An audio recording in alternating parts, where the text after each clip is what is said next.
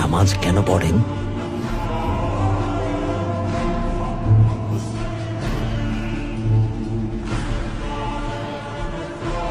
নামাজের মাধ্যমে শুকরিয়া আদায় করি, এর মাধ্যমে আল্লাহ তাআলাকে স্মরণ করি, আল্লাহর কাছে ক্ষমা চাই।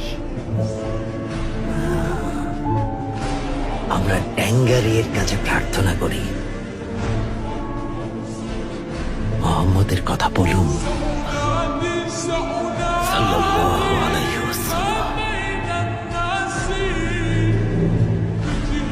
ওসমান বেও এই নামটা যখন শোনেন ওটা বলে চুপ থাকেন।